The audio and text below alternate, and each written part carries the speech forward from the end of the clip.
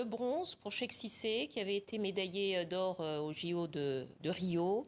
Est-ce que c'est une contre-performance, cette médaille de bronze, ou au fond c'est une belle médaille pour cet athlète? Quand vous êtes champion du monde l'année d'avant, champion du monde, évidemment, c'est pas les Jeux Olympiques, mais on attend de vous, vous performiez, vous alliez le plus loin possible. Sauf qu'encore une fois, ce sont des tournois qui sont sur une journée, il peut avoir un moment un petit peu sans, un jour sans, ou une matinée sans. Et ça va un petit peu piloter le reste de votre journée. Pour lui, ça fait 10 ans qu'il est quand même au plus haut niveau. Il s'entraîne dur, il s'entraîne en Europe. Il est maintenant basé en Espagne, d'ailleurs avec Rukt Bagby. Oui, parce que le taekwondo ivoirien, ça faisait partie des espoirs de médailles pour le pays, pour l'Afrique. Ah, c'était plus que ça. C'était voilà, avec l'athlétisme et avec l'athlétisme, justement, Talou, avec Marie-Jo Talou et les filles de l'athlétisme, les sprinteuses de l'athlétisme ivoirien. Là, pas de...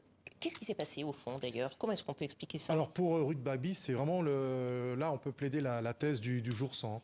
Elle a vraiment eu une journée très compliquée. Elle a réussi quand même à repiquer dans le tableau, passant par les quarts. Il y a eu un repêchage, mais elle n'a pas réussi. Elle a été battue par deux jeunes athlètes. On n'attendait pas à ce qu'elles viennent la gêner comme elles l'ont fait. Et donc elle a raté la médaille.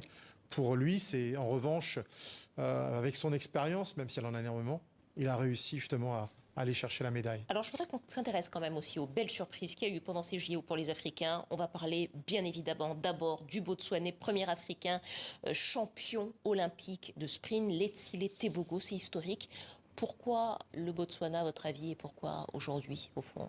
Mais il y a une école d'athlétisme là-bas, n'en déplaise à ceux qui l'ignoraient. Il y a des pays qui sont surpris de voir aujourd'hui tant d'athlètes botswanais. Il n'y a pas que le sprint, mais il y a le sprint. Ils sont bien présents, ils travaillent. Ils travaillent aussi dans la sérénité, dans le calme. Ils ont du beau monde sur 100, sur 200, sur 400.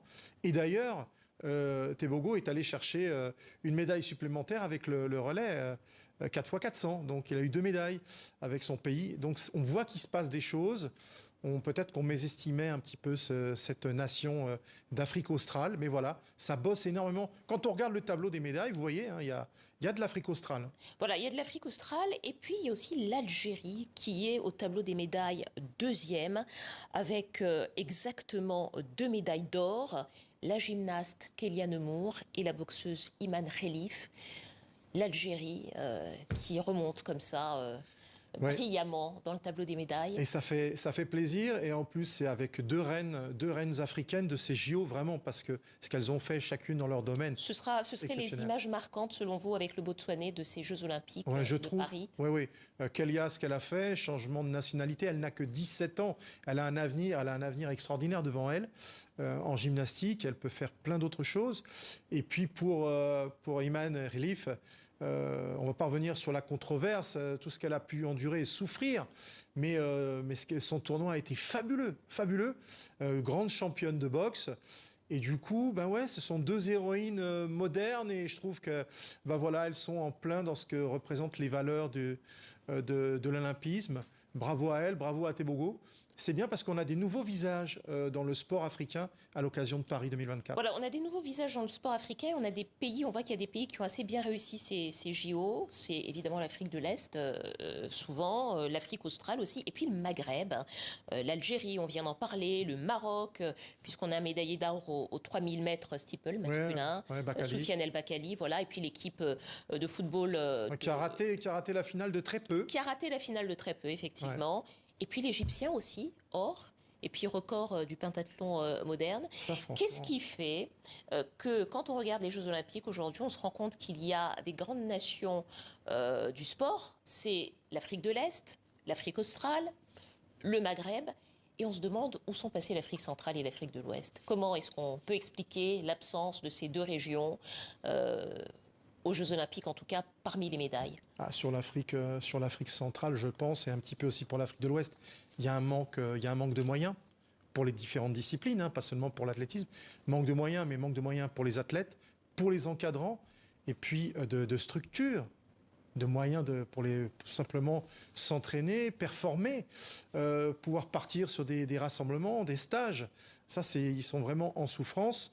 Quand vous avez la chance d'être boursier olympique, boursier de l'ACNOA, ils sont peu nombreux finalement sur ces Jeux Olympiques, c'est exceptionnel, mais ça ne vous garantit pas, avec cette bourse, d'aller loin, d'aller chercher la médaille. Vous êtes parmi les meilleurs, mais encore une fois, les Jeux Olympiques, ça ne se prépare pas les 2 dernières années.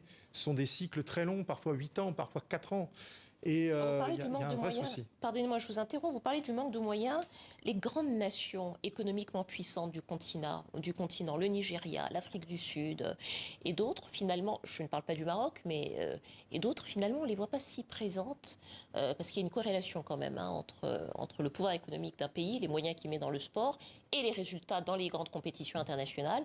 Et là, pour l'Afrique, je ne parle que des 2 principales puissances du pays, Nigeria et Afrique du Sud. Elles sont faiblement représentées. Pourquoi? Le sport n'est pas... Je ne suis pas forcément d'accord sur l'Afrique du Sud, sur l'exemple sud-africain. Alors c'est vrai qu'il y a quelques médailles d'Afrique. Il y a des médailles. Il y a des médailles d'Afrique du Sud. Il y a des médailles et l'Afrique du Sud est représentée dans la plupart des disciplines. Donc ils peuvent aller chercher des choses. Mais pas comme l'Afrique de l'Est, pas comme le Maghreb non plus. Mais ils ont un éventail de possibilités plus vaste que l'Afrique de l'Est qui a concentré ses efforts et depuis toujours sur l'athlétisme.